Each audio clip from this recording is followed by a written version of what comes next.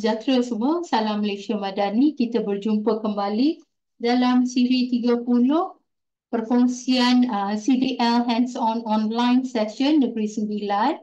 Kita akan dengar dulu sisipan dari Dr. Mustafa bin Majid. Sejurus selepas perkongsian beliau, kita akan dengar pula perkongsian dari Cikgu Saidi. Dipersilakan, Doktor. Bismillahirrahmanirrahim. Assalamualaikum warahmatullahi wabarakatuh. Dan salam sejahtera pada semua peserta sesi CDL and so on Negeri Sembilan, siri yang ke-30. Terima kasih di atas kehadiran tuan-tuan dan puan-puan. Terima kasih kepada penyelaras dan juga moderator sesi pada petang ini, dan juga terima kasih kepada Saudara Muhammad Izzuddin yang menguruskan rakaman sesi pada petang ini. Jadi pada petang ini saya akan kongsikan sedikit tentang sambungan daripada minggu lepas. Masih lagi tentang maklum balas, iaitu feedback, berdasarkan kepada buku yang di tulis oleh seorang sarjana pendidikan, iaitu Susan Brohart. Susan Brohart, iaitu buku yang bertajuk How to Give Feedback, Effective Feedback to Your Students. Dia ada dua versi ataupun dua edisi. Yang saya kongsikan ini adalah edisi yang yang terkini lah, yang kedua, edisi yang kedua, second edition 2017. Pada minggu lepas saya ada kongsikan sedikit tentang strategi maklum balas yang perlu dipertimbangkan oleh guru-guru semasa memberikan maklum balas. Yang pertama ialah dari segi masa, masa bila maklum balas itu diberikan, dan juga kekerapan maklum balas diberikan atau dikongsikan dengan anak-anak, dengan murid. Itu yang pertama, pertimbangan yang pertama, iaitu strategi memberi maklum balas.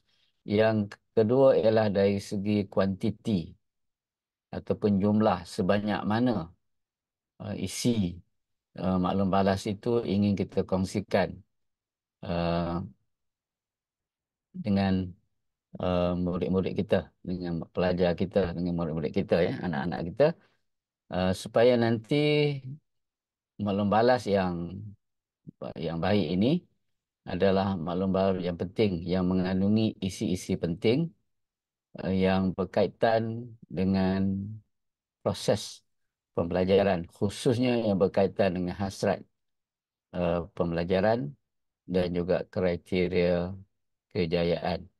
Jadi maksudnya walaupun banyak perkara yang ingin kita bagi maklum balas, tapi akhirnya kita mesti ada senarai keutamaan, senarai keutamaan untuk kita memberikan keutamaan kepada perkara-perkara yang penting.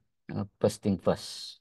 Itu yang kedua. Yang ketiga dari segi mood, atau mood, cara ataupun kaedah sesuatu maklum balas tu ingin kita kongsikan dengan anak-anak.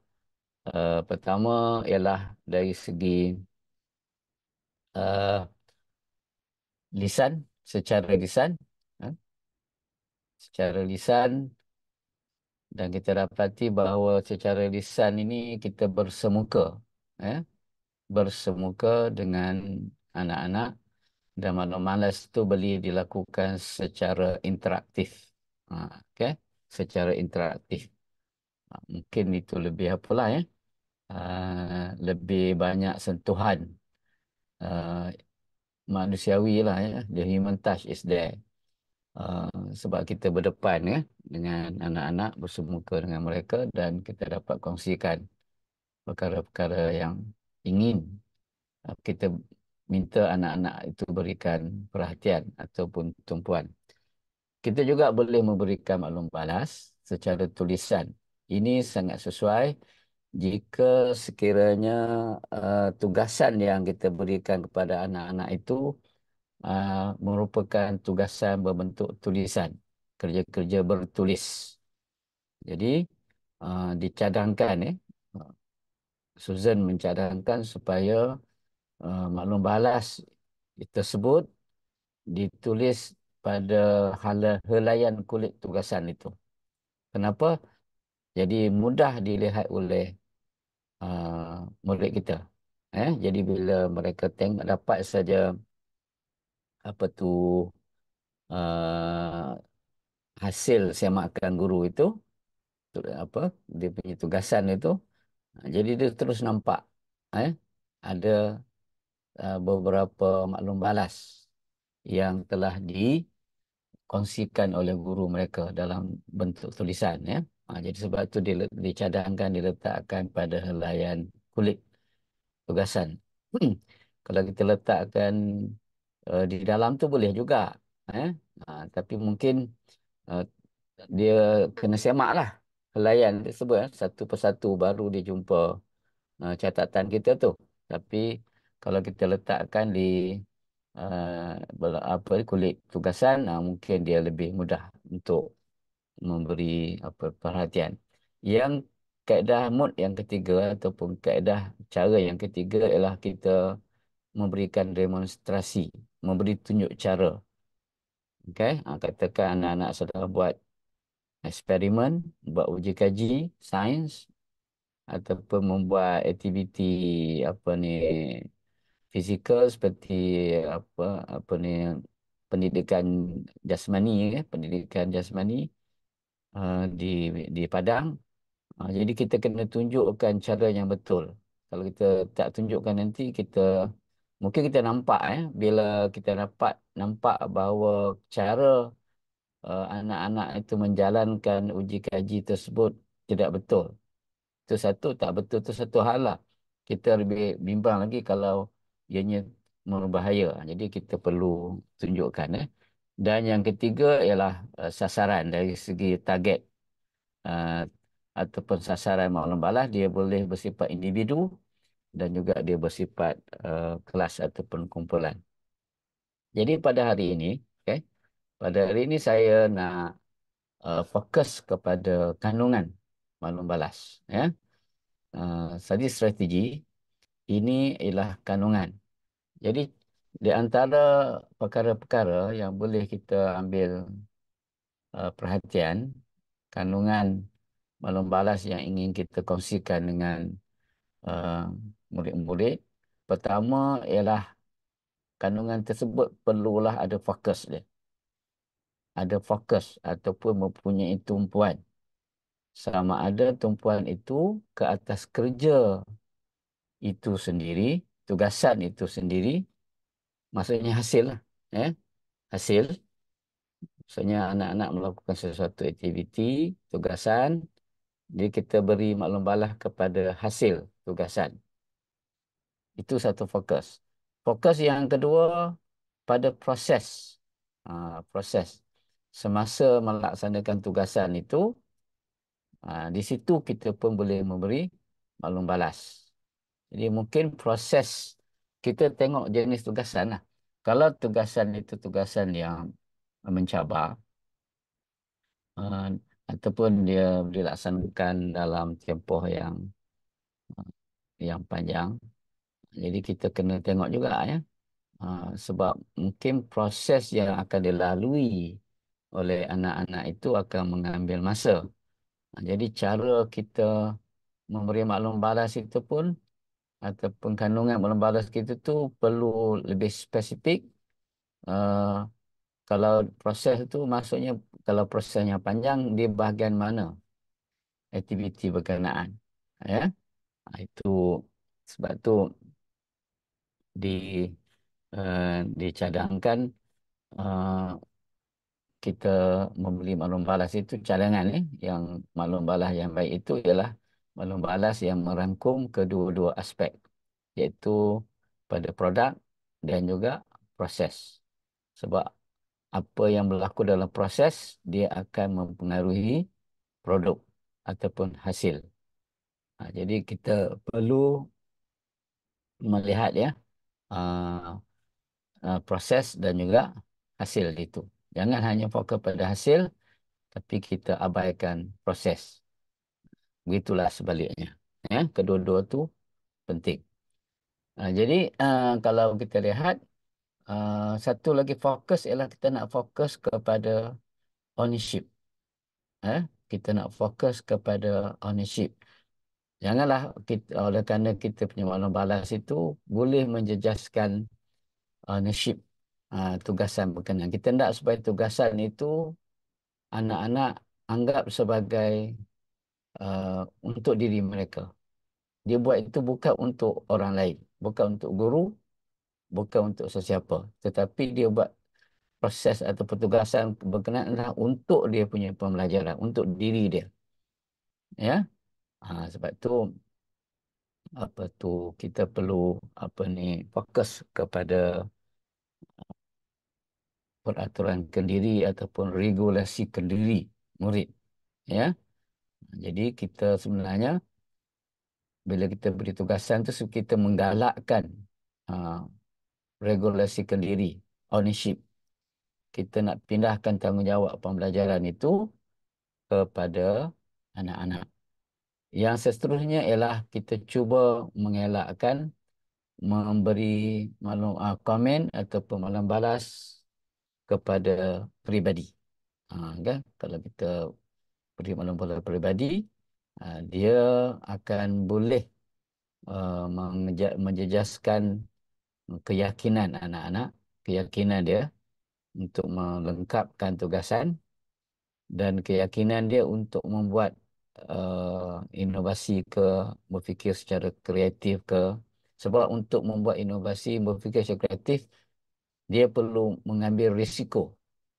Ya, kalau orang yang takut mengambil risiko, dia akan mengambil tindakan selamat ataupun play safe.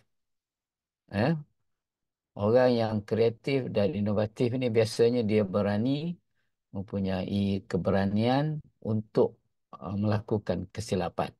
Maksud dia boleh mengambil risiko. Jadi maklum balas itu pun penting. Kalau kita memberi komen bersifat peribadi, jadi dia mungkin boleh menghilang ataupun mengurangkan keyakinan, dan bila dia kurang yakin, maka dia tidak dapat memupuk apa yang kita katakan sebagai kreativiti dan juga pemikiran inovatif dan pemikiran kreatif. Okey, itu fokus. Yang aspek yang kedua, kandungan dia ialah dari segi cara kita membuat perbandingan. Ini pun kita kena beri perhatian, sebab ada kecenderungan nanti kita membandingkan setiap individu anak-anak itu. Kita bandingkan pelajar A, murid A dengan murid B. Okey, adakah itu satu tindakan yang baik?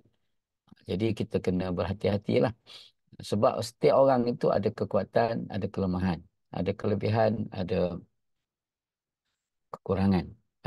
Jadi kita paling baik dicadangkan ialah kita menggunakan maklum balas yang merujuk kepada mempunyai rujukan kriteria.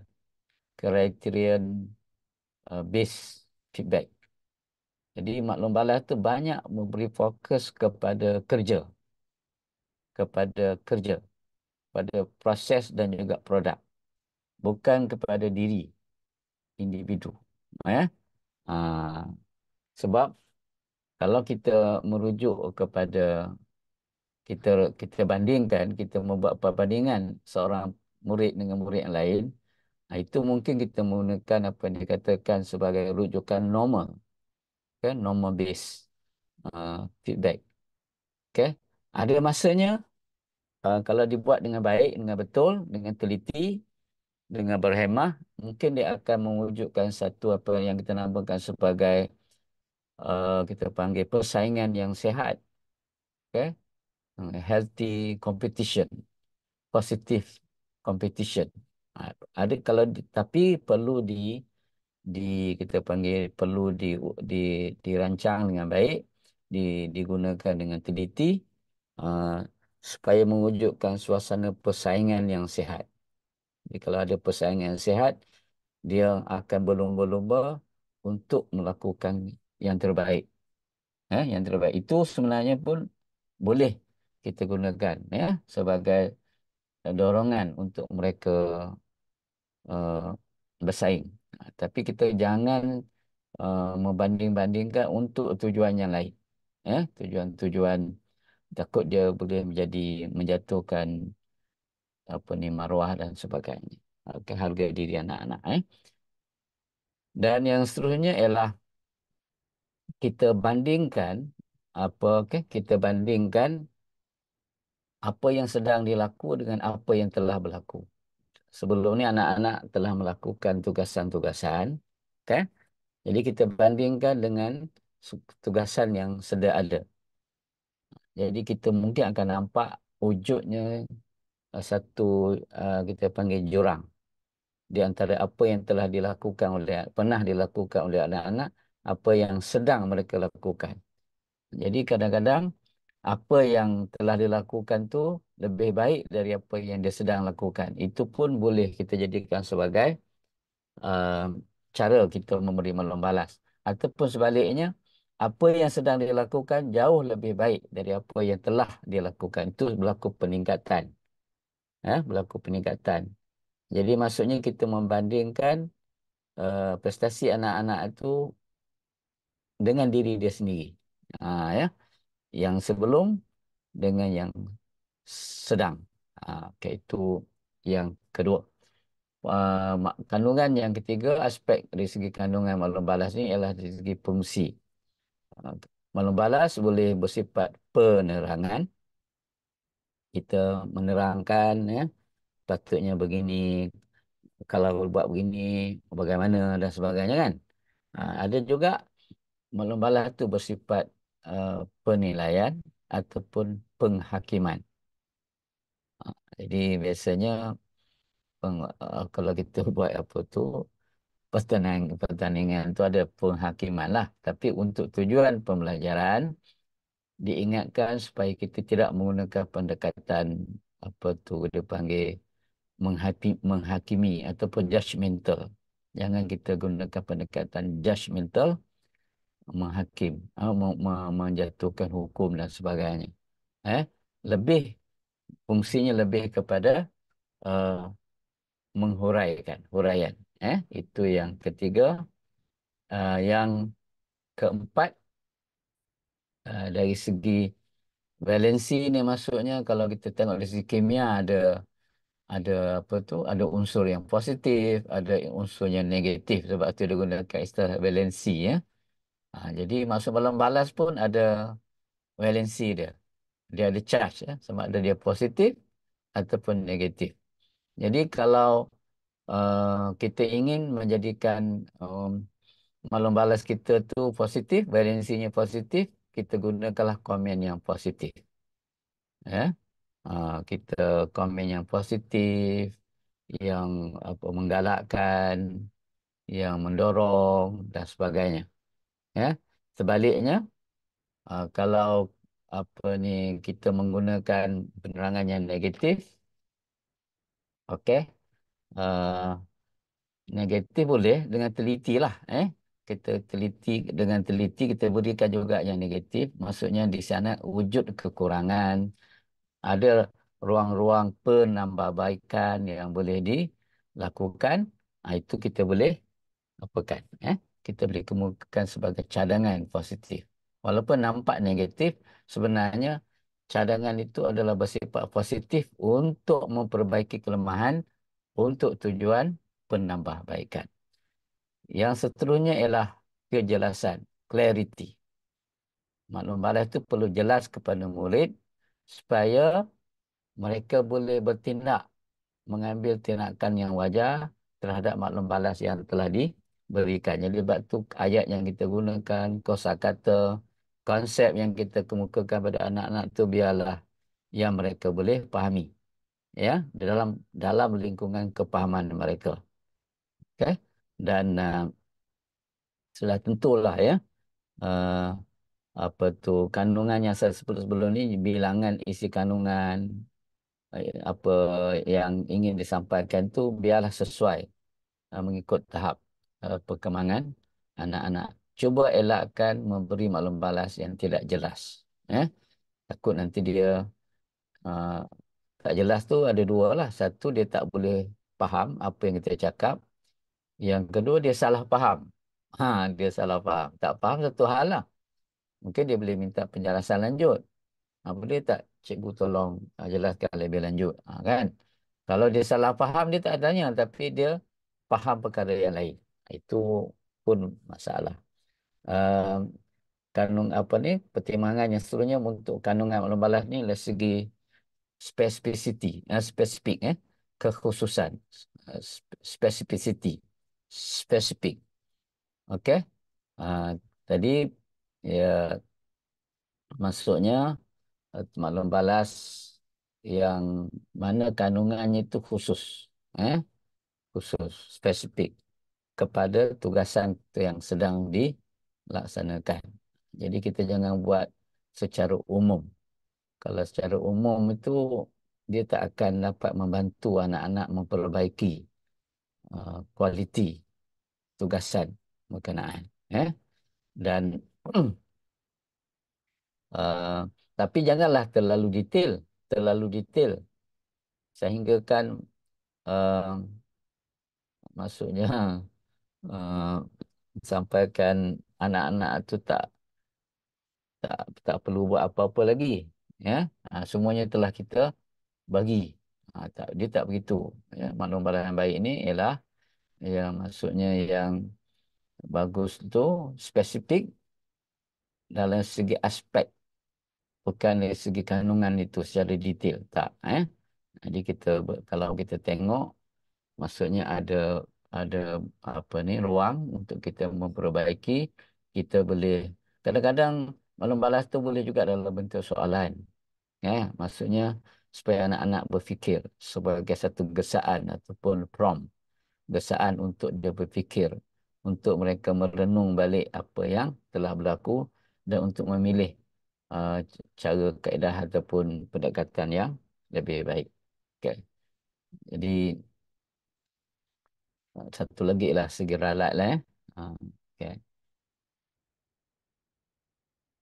Jadi kalau kita ada ralat, kita boleh minta apa ni, anak-anak betulkan ralat berkenaan dengan jawapan yang betul, ya. Tapi janganlah kita apa ni, spoon feeding lah. Kalau kita spoon feeding, maksudnya anak-anak itu hanya perlu mengapakan saja apa yang telah diberi oleh guru tu, dia hanya salin dan dia tukar begitu saja. Kita tak mau spoon feeding begitu. Dan yang akhir sekali ialah dari segi intonasi, bahasa, eh, suara yang bahasa dan suara yang kita tadi bahasa dah sebut ke atas kan. Ini ialah intonasi kita. Jadi nada yang kita gunakan itu adalah nada yang menunjukkan nada keprihatinan.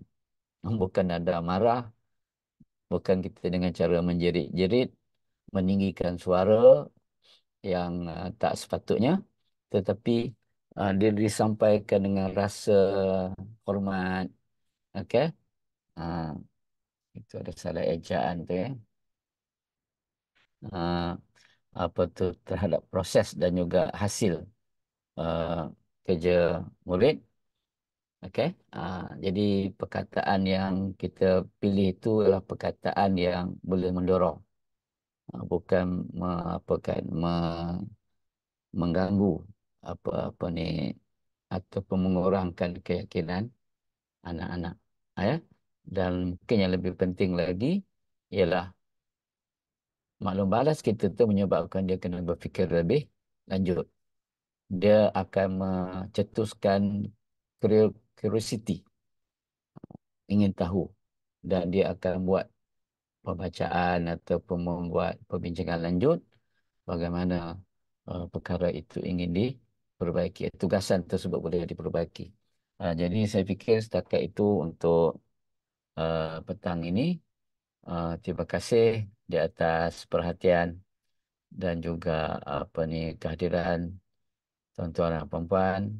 InsyaAllah pada minggu depan saya akan memperincikan lagi dari segi di manakah um, proses maklum balas itu boleh kita gunakan dalam konteks kitaran, uh, kita panggil kitaran pembelajaran formatif. Ini insyaAllah ini sebenarnya lebih menarik lah untuk perkongsian kita yang akan datang.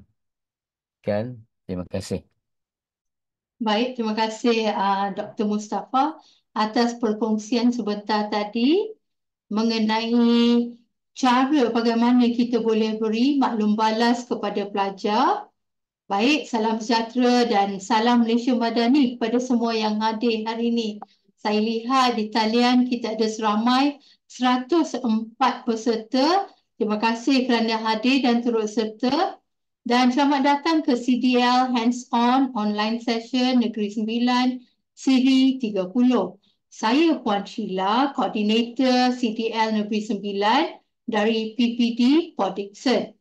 Baik, hari ini kita beruntung kerana kita ada satu lagi perkongsian yang menarik dari Cikgu Saidi bin Sarlan dari Sekolah Kebangsaan Lukut.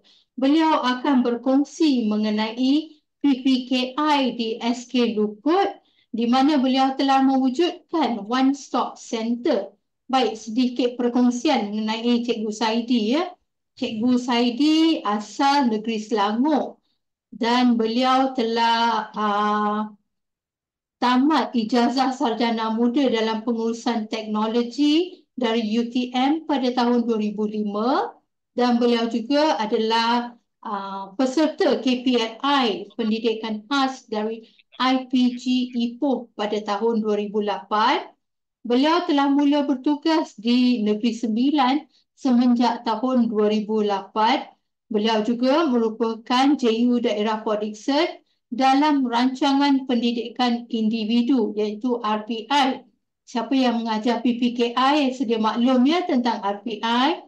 Dan beliau juga adalah penerima anugerah emas perkongsian amalan terbaik PPD Port Dickson pada tahun 2023. Baik, penerbitan yang telah dibuat oleh Cikgu Saidi ini adalah Technology for Kids with Learning Disabilities, Current Practices and Trends pada tahun 2022. Selain daripada itu, eksplorasi peranan pembelajaran digital dan ruang ke atas pengalaman pembelajaran murid masalah pembelajaran di aliran PPKI di Malaysia pada tahun 2022. Baik, sidang hadirin sekalian, untuk pengetahuan semua, jika tuan-tuan dan puan-puan ada sebarang soalan, boleh diajukan kepada penceramah kita pada hari ini. Apabila beliau berkongsi, jika ada sebarang soalan saja, sama ada boleh tanya pada beliau ataupun boleh ditulis di ruang chat. Saya akan cuba bantu untuk menyelesaikan sebarang kemusykilan tuan-tuan dan puan-puan. Baik, mengenai SPL KPM, saya mendengar banyak soalan mengenai SPL KPM. Baik, di akhir perkongsian Cikgu Saidi, kita akan berikan link kehadiran. Tuan-tuan dan puan-puan boleh isi link kehadiran tersebut dan e-sijil akan diberikan dalam talian, iaitu melalui email masing-masing. Menggunakan email ataupun sijil e-sijil tersebut, tuan-tuan dan puan-puan boleh isi dalam SPL KPM, isi sendiri. Ya, saya harap tidak ada lagi soalan mengenai SPL KPM dan mengenai kehadiran, link kehadiran akan dikongsi di akhir program. Dengan ini, sebelum menjemput Cikgu Saidi yang tidak sabar untuk berkongsi dengan kita ilmu ni. Saya bacakan sedikit sinopsis yang beliau telah sediakan. PPKI SKL One Stop Center merupakan sebuah aplikasi berasaskan web menjadi hub penghubung bagi segala maklumat yang digunakan di dalam pengurusan PPKI SK Lukut. Sistem fail konvensional secara fizikal dan data digital yang tidak berpusat mengurangkan kecekapan pengurusan maklumat PPKI. PPKI, SKL, OSC dibangunkan bagi mendigitalkan pengurusan PPKI dan memusatkan data dan maklumat penting PPKI di dalam satu pusat terhenti. Tahniah cikgu dan dipersilakan. Baik, terima kasih moderator Puan Sheila, Yang Berbahagia Dr. Mustafa, Encik Izzuddin sebagai rakan teknikal, seterusnya rakan-rakan guru, PPKI khususnya dan juga semua guru yang menyertai kata sesi pada petang ini. Selamat datang dan terima kasih kerana sudi untuk bersama-sama saya dalam perkongsian saya pada petang ini. Bismillahirrahmanirrahim. Alhamdulillahirrahmanirrahim. Wassalatu wassalamu ala asyrafil anbiya'i wal mursalin wa ala alihi wa sahbihi ajma'in. Rabbi shrah li sadri wa yassir li amri wahlul 'uqdatam min lisani yafqahu qawli. Amma ba'd. Baik, izinkan saya share skrin saya. Baik, ini adalah tajuk perkongsian saya pada petang ini, iaitu pendigitalan pengurusan PPKI melalui PPKI SKL One Stop Center. Baik, objektif pewujudan PPKI SKL OSC ni, OSC saya pendekkan One Stop Center tu sebagai OSC. Objektif saya bangunkan OSC ni adalah pertamanya untuk mendigitalkan pengurusan PPKI menggunakan sebuah platform berasaskan web. Selain itu juga ia ingin memusatkan data dan maklumat penting PPKI dalam satu pusat terhenti dan akhirnya dapat meningkatkan kecekapan perolehan data dan maklumat PPKI secara dalam talian dan berpusat. Baik, sasaran pembangunan PPKI One Stop Center ini sudah tentulah yang pertamanya adalah guru-guru PPKI. Bagi saya adalah guru-guru PPKI di SK Lukut lah. Okey, selain itu ia juga boleh digunakan oleh guru besar dan pentadbir sekolah. Selain daripada guru-guru PPKI, guru besar dan pentadbir, guru-guru di SK Lukut juga boleh akses kepada maklumat-maklumat PPKI melalui One Stop Center ini. Dan yang terakhir sekali, sasarannya adalah kepada pentadbir PPKI di daerah dan juga negeri, iaitu di PPD dan juga di JPN. Baik, latar belakang masalah. Macam mana boleh wujud dia PPKI SKL One Stop Center. Okey, untuk makluman, saya adalah guru baru di SK Lukut. Saya reposting semula ke SK Lukut pada tahun 2021. Dan seperti guru-guru baru yang lain, dan masalah yang dihadapi ataupun persoalan yang utama yang dihadapi oleh setiap guru baru adalah pastinya tentang maklumat-maklumat yang berkaitan dengan kerja hakiki kita. Di mana contoh saya PPKI lah. Di mana buku pengurusan mungkin macam contoh saya dipostingkan pada bulan Oktober. So dah berjalan dah sesi tersebut daripada bulan Januari. So itu dah hampir setahun. So mana buku pengurusan SK Lukut ya? Okey, RPH buat online ke ataupun buat bertype ke ataupun bertulis tangan ke, RPT dan DSKP disimpan di mana. Itu soalan-soalan yang biasanya dihadapi oleh guru-guru baru masuk ke sekolah tersebut. Bukan saja guru-guru baru, maklumat-maklumat tersebut juga digunakan oleh semua guru-guru yang berkaitan. Contoh guru-guru PPKI di SK Lukut lah. Mereka menggunakan maklumat-maklumat ini secara harian. Maknanya mereka memerlukan maklumat-maklumat ini setiap hari. Sehari dalam menjalankan orang kata aktiviti pembelajaran dan pengajaran. Selain itu juga, macam saya sebutkan tadi lah, PPD dan JPN. Bila turun ke sekolah, bila adanya pemantauan, pastinya mereka memerlukan data, maklumat. Okey, di mana nak dapatkan, cikgu simpan di SKP di mana? Boleh cikgu tunjukkan saya RPH? Inilah dia punya solution lah. Kita ada One Stop Center Kita just klik di handphone pun boleh, di laptop pun boleh. So kita just tunjukkan kepada siapa yang meminta maklumat tersebut. Dan juga yang akhir sekali kepada semua warga sekolah. Semua warga sekolah juga boleh akses kepada One Stop Center ini dan juga mendapat maklumat yang mereka inginkan. Okey, maklumat-maklumat tadi seperti yang saya sebutkan tadi lah, maklumat tadi tidak berada pada setempat. Contoh tadi RPH, contoh di SKP. Okey, maklumat murid mungkin ada dalam fail fizikal, mungkin ada dalam fail digital. Maklumat tersebut dah berbentuk digital tapi ada dalam contoh dalam WhatsApp sekolah ataupun dalam WhatsApp group PPKI. Kat mana nak tengok laporan program? Oh, ada dalam folder sekian dalam Google Drive. Kat mana nak tengok banyak soalan? Ada dalam Google Drive simpulan. So kat situ kita nampak ia tidak berada pada setempat, dan bila tak setempat, dia akan masalah dia akan jadi lambatlah untuk kita capai maklumat yang kita nak tu. Okey, jadi disebabkan itu jugalah saya wujudkan PPKI SKI One Stop Center. Sebenarnya One Stop Center ni adalah satu platform berasaskan web, yang mana dia tak perlukan coding pun.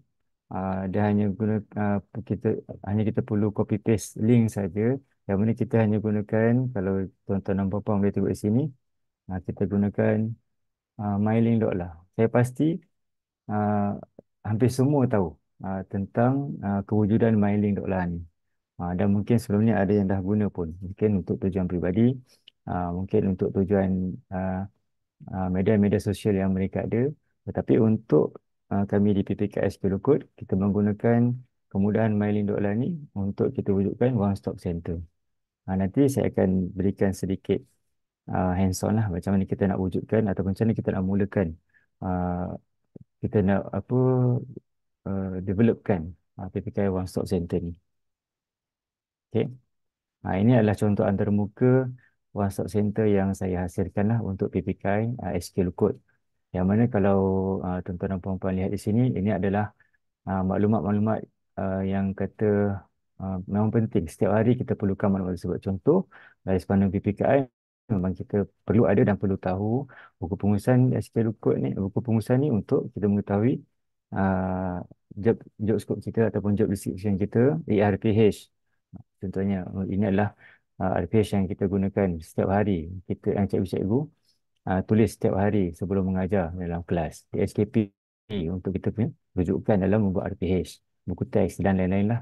Kalau tuan-tuan boleh lihat di sini, sehinggalah ke bawah sekali itu adalah link-link aplikasi ataupun capaian untuk aplikasi-aplikasi yang biasanya digunakan oleh guru-guru di PPKM.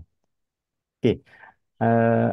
Ia adalah satu usaha untuk mendigitalkan pengurusan PPKI, di mana kita nak berubah, kita nak bergerak daripada sebelum ini mungkin data-data tersebut disimpan dalam fail fizikal. Kita nak ubah kepada kita nak mendigitalkan data-data ataupun maklumat-maklumat tersebut supaya mudah dicapai.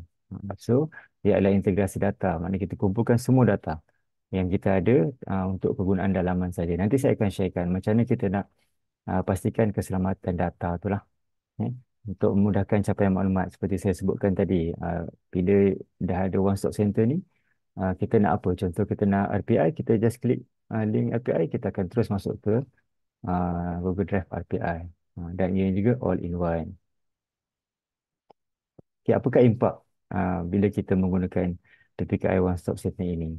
Dia macam saya sebutkan tadi, maklumat berpusat, dia lebih mudah akses, ia tersedia 24 jam sehari dan 7 hari seminggu. Dia tak perlu dah, tak risau dah kalau person in charge tak datang. Contoh siapa yang in charge RPI, contoh saya in charge RPI ni, bila saya tak ada di sekolah, mungkin ada terlibat dengan tugas luar, tapi rakan-rakan guru masih lagi boleh akses kepada RPI walaupun ketiadaan saya, di mana hanya klik link saja terus pergi ke Google Drive RPI. Maklumat dan data terkawal ni, okey, sekali lagi saya akan tunjukkan macam mana kita nak kawal maklumat tu daripada kebocoran maklumat lah, sebab terdapat sebahagian maklumat di PPKI ataupun dalam sekolah yang kata tak semua orang boleh akses, tak semua orang boleh lihat dan tak semua orang boleh menggunakannya. So, saya akan tunjukkan macam mana kita nak kawal data tersebut daripada kebocoran. Bila kita gunakan One Stop Center ni, sudah pastilah bila kita gunakan pendigitalan, sudah pastilah tiada lagi banyak-banyak kertas yang digunakan, paperless, bagi orang kata kan. Dan maklumat juga di hujung jari. Okey. Setakat tu penerangan sedikit tentang One Stop Center saya. Kalau ada pertanyaan, just interrupt saja. Kita akan cuba jawabkan. So, saya nak tunjukkan di sini uh, antara muka One Stop Center yang saya bangunkan. Okey, ini antara muka sebenar PPKS KL One Stop Center. Okay. Sekiranya cuba saya cuba klik lah ya. Ini adalah garis panduan PKI. Dia akan terus masuk ke Google Drive. Yang mana di sini adalah pada maklumat-maklumat tu lah. Garis panduan. So, contoh ERPH, ini adalah ERPH PPKI. Di mana warga PPKI SK Lukut menggunakan ERPH ni untuk penulisan RPH harian. Okey. Di SKP RPT buku teks ini saya letakkan link himpunan buku digital. Ini adalah website luar lah. Saya just pastekan link ni ke dalam kita punya One Stop Center supaya mudah untuk guru-guru di SK Lukut mencapai. Sekiranya mereka tak ada buku teks fizikal, boleh capai lagi, boleh dapatkan lagi buku teks melalui digital buku teks. Okay, kertas kerja RPI, ini adalah RPI dan tak semua boleh akses sebenarnya. So ini adalah folder RPI kita lah. Dan lain-lain di bawah ini. Untuk di bawah yang bawah sekali ini aplikasi APDM adalah untuk kehadiran dan lain-lain pengurusan data murid, IDMI yang terkini dan juga aplikasi MyPAPR untuk pentaksiran. Okey, ini sedikit kata antarmuka PPKI SKI One Stop Center lah. Okey, kita bergerak kepada hands on Okay. Saya nak masuk ke mailing ni, just type mailing saja. Okey, ini saya ubahlah mailing.lah. Okey. Antarmuka mailing.lah ini, makna dia simple je. Semua orang actually sebenarnya kita develop One Stop Center menggunakan mailing.lah ni adalah sangat sesuai untuk guru-guru yang mempunyai kata kemahiran ICT yang sederhana, di mana mereka tak perlu pun fikirkan macam mana nak coding, macam mana nak page yang banyak, sekadar hanya yang perlu tahu pengurusan Google Drive dan juga pengurusan capaian orang kata link lah untuk kita copy and paste masuk ke mailing.lah. Okey, apa yang kita perlu buat, kita login dulu. Kalau yang belum register, kita boleh register lah. Tapi okey, saya akan tunjukkan cara register yang mudah. Okey, saya dah masuk pula. Ya. Sebenarnya kalau untuk register tadi, tuan-tuan boleh login, tuan-tuan boleh pilih Google, melalui Google saja. So dia akan terus masuk ke Google account tuan-tuan. So saya cadangkan gunakan akaun D5 lah. Sebab apa? Sebab bila kita gunakan akaun D5, sebagaimana cikgu semua tahu, akaun D5 storage limit dia besar. So untuk pengurusan data yang besar, so tak jadi masalah lah. Okay, sebelum kita teruskan dengan MyLink ni, saya nasihatkanlah untuk cikgu wujudkan pengurusan Google Drive, orang kata folder Google Drive yang baik lah sebelum kita wujudkan mailing ni, sebab kita akan menggunakan data-data dalam Google Drive tersebut untuk kita transferkan ke mailing kita. Contoh saya tunjukkan di sini. Ini adalah Google Drive.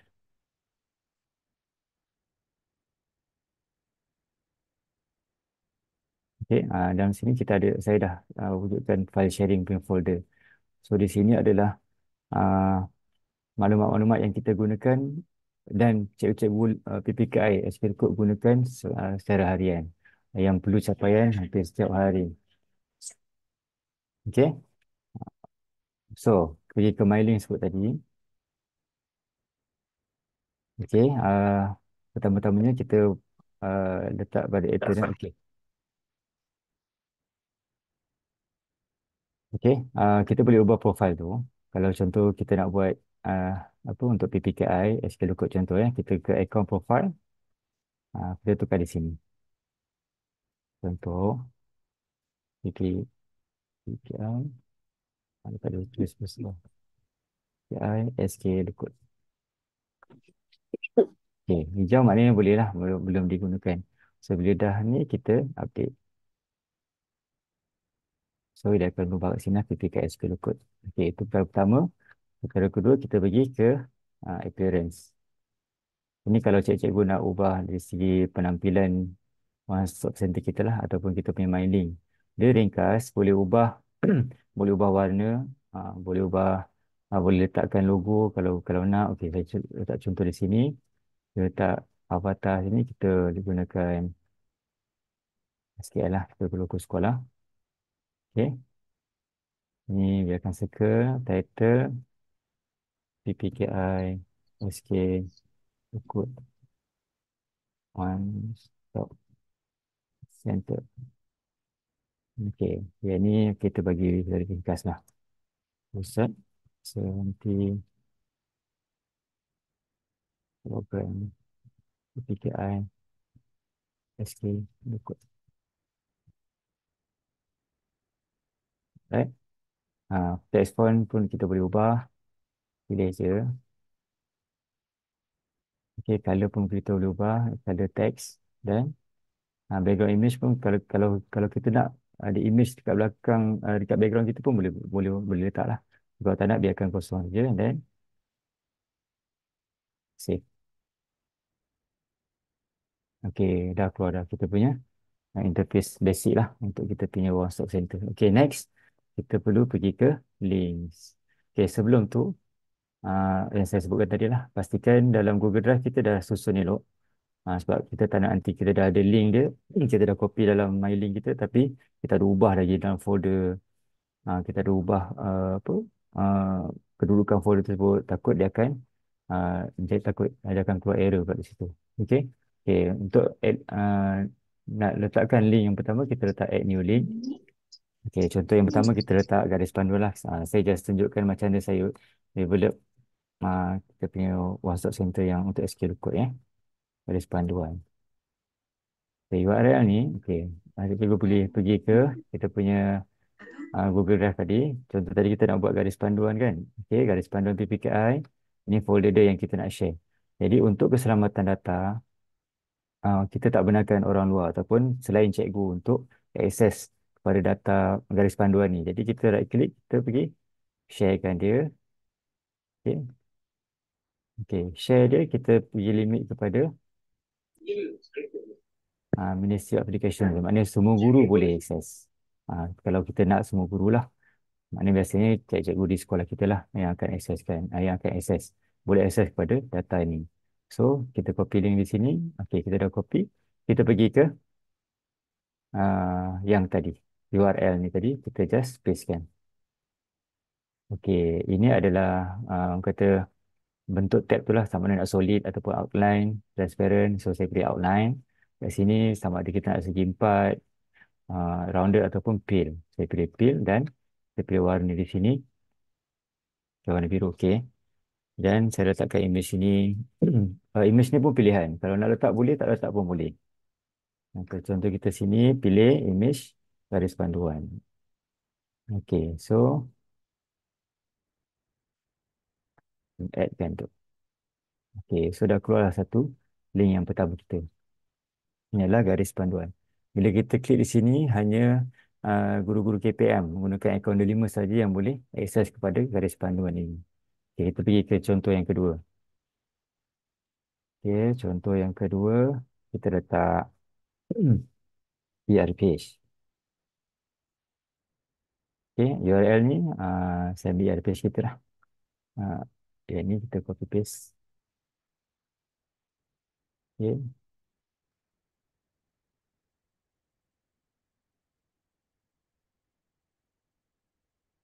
Okey, add new link. Di sini kita tulis ERPH. URL yang tadi kita copy, kita pastekan. Okay, outline, theme, kita pilih color, color hijau boleh. Kita pilih image. Kalau nak image boleh, tak image pun tak apa. Contoh ini saya dah save awal-awal tadi lah. ERPH. Tak ada. Okay, kalau tak contoh buku teks. Contoh ya. Okey, dah. Okey, sekarang saya nak tunjukkan satu lagi tanpa gambar pula. Add new. Contoh di SKP. Dan RPP, PPKI. URL, okey. Kita pergi ke Google Drive tadi. Kita pergi ke DSKP. Ini, okey, kita right klik.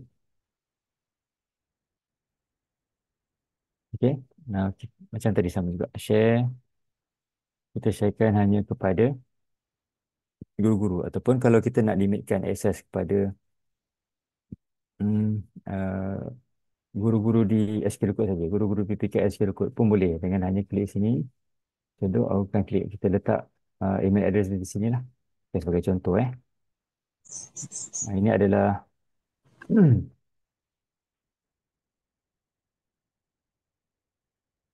okey, ini adalah alamat-alamat email rakan-rakan saya di PPK SK Recruit. Kat mana paste tadi? Dan copy.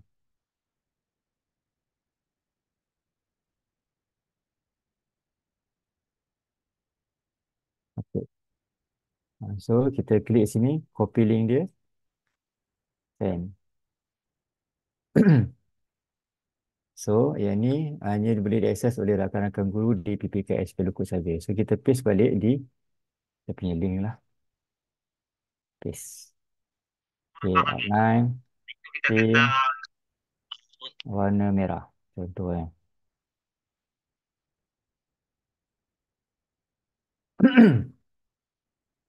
Okay, okay, add.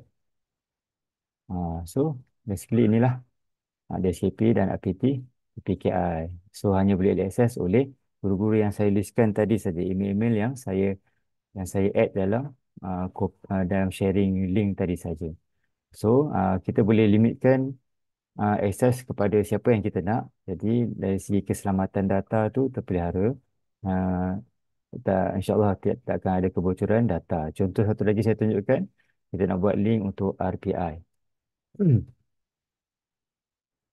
Cara peringkat individu ni untuk yang guru-guru PPKM dah sedia maklum, dan untuk guru-guru yang bukan di dalam PPKI untuk maklumatlah. Rancangan peringkat pendidikan individu ni adalah rancangan guru-guru kepada murid-murid PPKI secara individu, yang mana perancangan dia tidak boleh di disclose ataupun diwawarkan. Ia adalah kata uh, maklumat yang sulit, yang perlu dirahsiakan. Jadi dari segi capaian maklumat tu memang kita perlu berhati-hati dan pastikan maklumat ini tak bocor ke pihak yang tidak sepatutnya. Jadi untuk pastikan keselamatan tersebut, kita dah buat untuk link RPI ini. Okay. Kita pergi ke file sharing tadi untuk RPI. Ini kita sharingkan hanya kepada guru-guru PPKI SK Lekut saja. Maknanya untuk dalam PPKI saja, tak boleh keluar daripada PPKI. Jadi kita sini kita pastekan, tambah. So kita boleh pilih pada siapa yang kita boleh share saja. Contoh Okay. So dah dah pilih email address semua. So kita pilih copy link. Kita pastekan semula kepada outline, fill, warna orange. Okay. Add. Okay. Basically tu ada lain sebab saya tak pilih tadi. Pilih kan? Kita ubah lagi. Pilih. Update. So dah ubah. Dia boleh ubah bila-bila pun cikgu nak. Okay. Kita try klik ke garis panduan, dia dapat bagi kita. So sepatutnya dia pergilah ke garis panduan. Okay. Contoh ke ERPH. Kita masuk ke ERPH.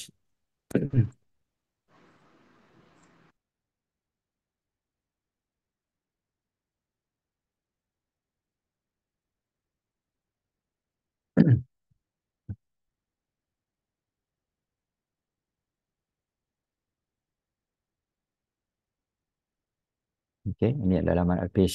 ERPH PPKI. Okay. Contoh lagi ke DSKP RPT. Okay. Ini adalah RPT dan DSKP, himpunan dia dan rancangan pendidikan individu. So sekiranya kalau saya login menggunakan uh, Gmail, apa, alamat Gmail yang lain selain daripada delima saya, so saya tak boleh akses kepada maklumat-maklumat ni. Tu antara cara macam mana kita nak pastikan keselamatan data mm, kita terpelihara lah. Okay. Seperti mana yang saya sebutkan sebelum tadi, sebenarnya mailing ni adalah cara yang paling mudah. Cara cara yang paling mudah untuk kita buat kata one stop center yang simple. Semua orang boleh buat, semua guru boleh buat. Hanya yang cuma pastikan Google Drive, folder dalam Google Drive tersusun elok, tersusun cantik dan teratur, dan pastikan adalah kemahiran copy and paste lah. Itu saja. Dan untuk memastikan keselamatan data yang saya tunjukkan tadi, pastikan kita share pada kita limitkan share kepada siapa yang kita benarkan untuk akses. So sebenarnya ada option lain, ada alternatif lain untuk kata nak bangunkan one stop center ni. Terdapat beberapa sekolah. Saya rasa banyak sekolah dah wujudkan sebenarnya one stop center yang menggunakan aplikasi Studio, yang mana ia lebih sedikit kompleks dan ia juga lebih menyeluruh. Yang itu lebih sesuai sekiranya kalau kita nak wujudkan one stop center untuk sekolah, di mana one stop center sekolah adalah penaung kepada unit-unit yang lain. Contoh dalam one stop center sekolah tu kita ada unit kurikulum, di mana ada option juga kita wujudkan one stop center, contoh uh, himpunan link yang digunakan dalam kurikulum di bawah one stop center sekolah. Begitu juga COCO, begitu juga HEM dan juga mungkin PPKI. Itu boleh menggunakan aplikasi Looker Studio yang mana diintegrasikan dengan orang kata AppSheet dan juga penghasilan laporan secara automatik menggunakan AutoCAD. Yang tu bukan di sesi kali ini kita sharekan. Jadi untuk hari ini saya sharekan kepada cikgu-cikgu cara bagaimana cikgu-cikgu boleh wujudkan masuk center yang mudah, simple dan sebenarnya cepat untuk kita bangunkan.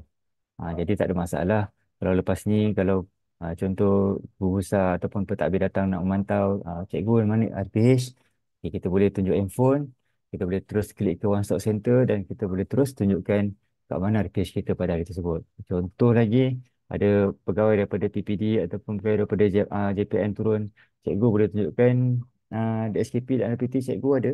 Okey, tak perlulah nak pergi semak, pergi bilik file, tak perlu lagi nak cari-cari, just tunjukkan kita tunjukkan handphone kita, klik pada RPT dan DSKP dan kat situ kita dah dapat dah mana DSKP dan mana RPT kita untuk seperti sebagaimana diminta oleh pegawai tersebut lah. Macam tu juga RPI, tiba-tiba ada pemantauan RPI ataupun parent datang dia nak review semula, cikgu RPI macam mana plan cikgu untuk anak saya. Oh, kalau time tu kita nak cari file, time tu kita nak cari dalam komputer mungkin lambat kan. Jadi kita just tunjuk dekat handphone ataupun tablet kita, okey puan, kita pergi ke RPI, okey ini RPI anak puan.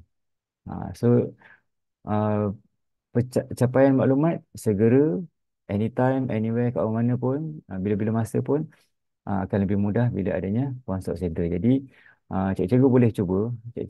Mungkin sebelum cikgu dah gunakan mailing ni untuk lain, apa kata kita gunakan mailing.lah ni untuk kegunaan PPKI kita, supaya lebih memudahkan kita untuk mencapai maklumat. Saya rasa itu saja sharing saya untuk hari ini berkenaan one stop center.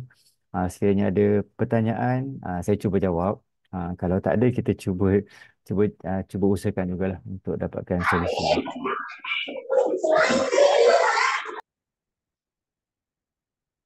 Baik, cikgu. Kalau ada sebarang soalan, boleh tanya pada Cikgu Saidi. Cikgu Saidi sedia membantu. Ada 2-3 soalan yang saya dapat lihat di ruang chat. Kalau Cikgu Saidi dapat lihat, Sekejap, ataupun maklum balas yang diberikan.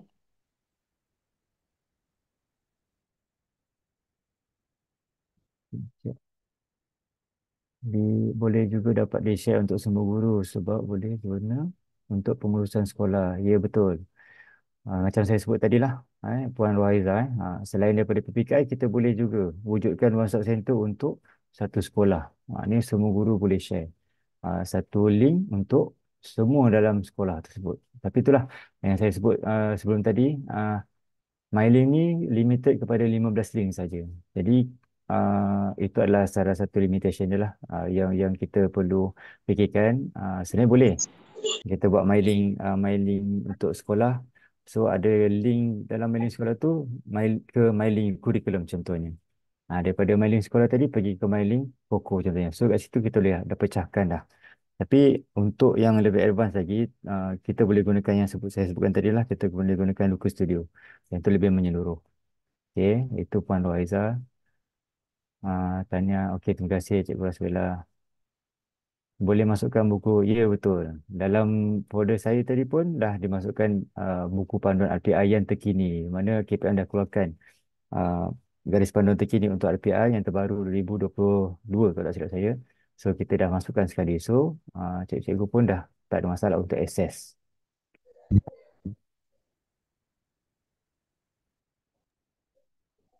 Cikgu Saidi, ada soalan di sini dari Cikgu Ling. Kalau kita pakai akaun Delima, ada tak limit storage? Cikgu mute, cikgu. Okey, saya dah sebut tadi, kenapa saya cadangkan untuk gunakan akaun Delima. Dia tak ada limit storage sebagaimana, dia ada limit storage tapi besar sebenarnya. Okey, saya tunjukkan ya. Sekejap, mana share. Sekejap ya, saya tunjukkan. Okey, cikgu boleh tengok di sini, di file sharing. Okey, kalau cikgu tengok dekat di bawah ni. Okey, storage dia adalah, saya baru gunakan 2 giga daripada 3 tera. Maknanya besar. Kita punya bila delima ni memang kita disediakan dengan storage yang besar. Jadi tak ada masalah untuk storage. Sebab tu saya cadangkan tadi pada awal tadi, gunakan akaun delima instead of kita gunakan akaun peribadi kita ataupun akaun biasa kita. Di mana kat situ limit storage kepada 15 GB sahaja. Jadi itulah.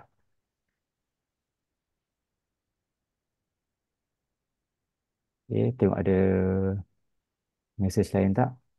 Kalau kita pakai akaun delima, okey tadi saya dah jawab.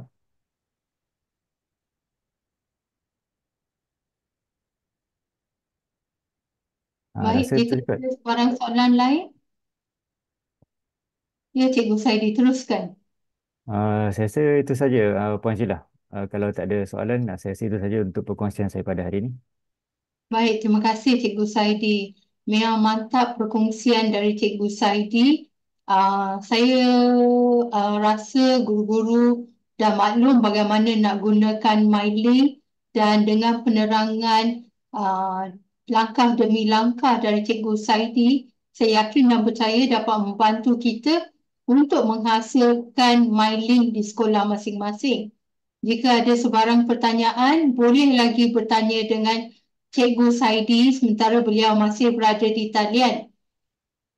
Kita masih buka untuk sesi soal jawab jika ada sebarang soalan berkaitan penghasilan One Stop Center. Saya memang yakin dan percaya One Stop Center ni membantu kita di peringkat sekolah untuk penyediaan sebarang dokumen. Baik, terima kasih. Tahniah kepada Cikgu Saidi. Ramai yang berasa memang perkongsian hari ini sangat bermanfaat dan dapat membantu mereka untuk persediaan bagi sesi akademik 2024-2025. Semoga sama-samalah kita manfaatkan ilmu yang kita belajar hari ini. Baik tuan-tuan dan puan-puan, kita akan ambil gambar. Mohon switch on kamera masing-masing. Mohon on kamera masing-masing supaya kita dapat rakamkan gambar kita untuk program hari ini, perkongsian siri ke-30. Ya, terima kasih Cikgu Juhaslinda. Cikgu Juhaslinda dari mana ni? Kota Tinggi. Kota Tinggi. Terima kasih. Tahniah Cikgu. Baik, kita dapat lihat Cikgu Tan. Cikgu Tan dari mana? SMK Seri Sentosa. Baik, terima kasih. Baik. Terima kasih Cikgu. Encik Izzuddin, boleh tak kita ambil gambar? Boleh. Jadi saya akan ambil gambar 7 kali sebab ada 7 panel lah. Alhamdulillah ramai hari ini. Jadi semua buka kamera ya. Sedia. 1, 2, 3. 1, 2, 3. 1, 2, 3. 1, 2, 3. 1, 2, 3. 1, 2, 3. Plus 1, 2, 3. Alright. Terima kasih. Ada lagi soalan? Macam tak sabar lagi nak tanya. Ada lagi ke? Baik, jika tidak ada, saya akan kongsikan apakah perkongsian untuk minggu hadapan, iaitu sesi yang siri ke-31. Baik, untuk sesi yang akan datang, kita akan bersama-sama dengan Tuan Zulkifli bin Mahayuddin. Beliau adalah perintis untuk program CIC. Kita bertuah kerana dapat berkongsi ilmu dengan beliau mengenai bagaimana kita boleh jalankan instructional coaching di peringkat sekolah.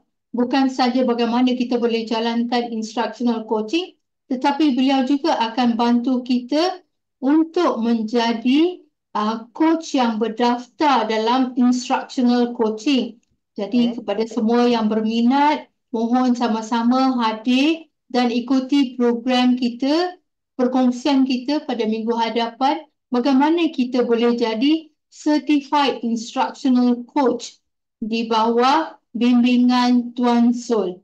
Untuk minggu hadapan ya tuan-tuan dan puan-puan, sama-sama kita nantikan perkongsian dari Tuan Zul. Baik, sekarang kita akan kongsikan link kehadiran. Mohon tuan-tuan dan puan-puan isi link kehadiran. E-sijil akan dihantar kepada email yang telah didaftar dan mohon gunakan e-sijil tersebut untuk daftarkan perkongsian hari ini dalam SPL KPM masing-masing. Sekian, terima kasih daripada saya. Semoga tuan-tuan dan puan-puan sihat walafiat, jaga kesihatan dan sama-samalah kita menimba ilmu di ruang Zoom ini. Terima kasih.